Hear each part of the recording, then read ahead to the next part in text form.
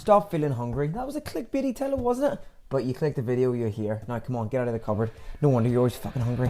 Adequately fill a pan of oil. Maybe just slightly glaze the pan. D2 is just from a plant source. D3 is an animal source. An upper chest, mid chest exercise. But if done right. At this point in your diet, if you are on a diet that is, you're probably really struggling with hunger. Now, hunger is a perfectly normal thing to experience. In fact, I think it's good for human beings to experience real hunger. Now, of course, I don't mean some third world, child getting hungry, But generally, I think it's important for people to actually experience what it's actually really like to be hungry. You see, where we live in the Western world especially, is we're so sophisticated and so far on that we actually have the opposite problem. We have the fact that people feel too stuffed and too full all the time. And I think people have never actually really experienced what it actually feels like to actually be hungry. And when you're hungry, it does make you appreciate food a lot more. It makes you appreciate the aromas of the food, the smells, the flavors, and appreciate where you are actually in the world. That you can actually have the confines and everything at your ready fingertips in shops and restaurants and a kitchen to be able to cook practically whatever you want. However, we're not here to talk philosophy, are we? We're here to talk about hunger. Get on with the car.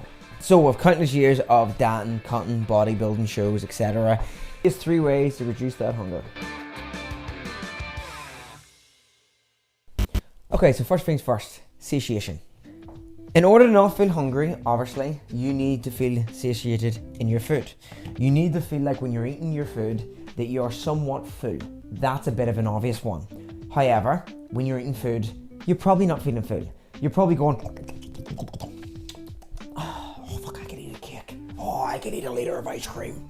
That was me 10 years ago. Well, slow down. Slow down. Again, another phenomena uniquely to kind of like certain cultures is we don't really look at each other, we don't talk, we just go, okay, thanks mum, bye, and then run off the room. It's very important to, like the Italians do, you taste some pasta, I taste that. Fork down, that's a good one. Put the fork down, separately pick up your red wine, whatever, water, Coca-Cola, if you're a sophisticated person, and you sip it and you go, how's your day? How's your day? Mine was awful, mine was shit, I hate existence. Me too. Yeah. And then you pick the fork up again, another bite. What that's allowing to do is it's allowing your leptins to catch up, right? So your leptins are sending signals to the brain. It's the thing that's telling you, okay, we're good, we're not hungry anymore, or you are hungry. When you're eating, leptins send signals to the brain to say, okay, we're getting satisfied here. I don't feel as hungry anymore. A lot of competitive videos, for example, what they do is they race the food so quick that the leptins don't have time to catch up. So by the end of the sitting, which you'll probably experience, as you get the end of a big dinner, you're like, oh, why am I so stuffed? We shouldn't eat until we're stuffed. We should eat until we are satiated. We should eat until the hunger has stopped. That means slow down. Okay, so you could change the rate of what you eat. Now the next one, the food you actually eat. I'm not here to tell you the type of food you should and should be eating. You should be able to figure that out, and you should be able to, and I've got tons of videos over on my YouTube you can check for recipe tips and eating and proteins, carbs, training, blah, blah, blah. But the key and goal is to pack foods dense of calories. So in your meals, pack them full of little dense sides. Sides that don't have much calories. I'm gonna give you a prime example here, okay? Mushrooms, white onions, your vegetables like broccoli, asparagus, all are extremely dense. You could have buckets full of this stuff and it's not, well, that's a bit of an exaggeration. Bowls full of this stuff and it's not gonna make much of a difference. I'll give you an example, a curry. You could make a lovely chicken curry. Again, don't use high fat curry. Obviously use, the shops sell sometimes that powdered curry stuff where you make it up yourself. At least you can measure that out. You don't need to look at the box and follow the exact measurements. You can put your own grammage, add the water, microwave it in. Sometimes you can get a decent amount of curry for like 30 grams of 30 calories. Again, lots of mushrooms, thick bit of mushrooms, thick bit of onions, tiny bit of meat. That'll allow the plate to look a lot fuller, a lot more volumized, denser calories. And again, while you're eating, leptins are signaling to the brain going, yeah, we're getting satisfied here, we're getting satisfied. The last one is everyone's gonna have a sweet tooth. A rotted big yellow sweet tooth. So if that's the case, homemade desserts. You can't trust other fuckers out there to make your own desserts. You can't trust companies to make adequate sugar and chocolate bars for you because it's packed full of calories. That's why it tastes so nice. So a trick I had, because I have a massive rotting sweet tooth, it's disgusting. I made my own desserts.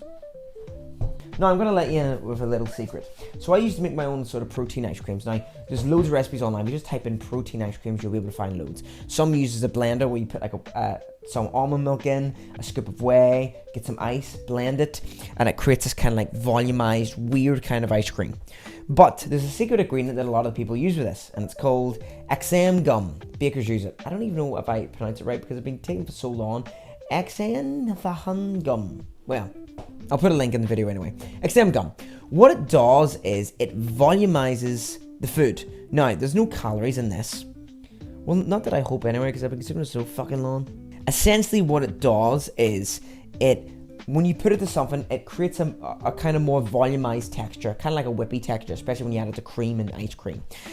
It does actually satiate hunger. Now, too much of it, when I mean add it, you're adding in nips, half a gram, maybe, not like a full gram. High amounts will cause a lot of extension here, bloating, a lot of farting, a lot. So be wary. But again, another good wee hack to volumize food and make yourself feel fuller more often. Anyway, there's 3 tips on how to stop hunger. If you liked the video, please don't forget to like and subscribe. Please check other videos out on the channel. Please comment below if you have any questions regarding diet and hunger, and I will certainly answer them because I'm a good boy. Anyway, I'll see you in the next video. Thanks.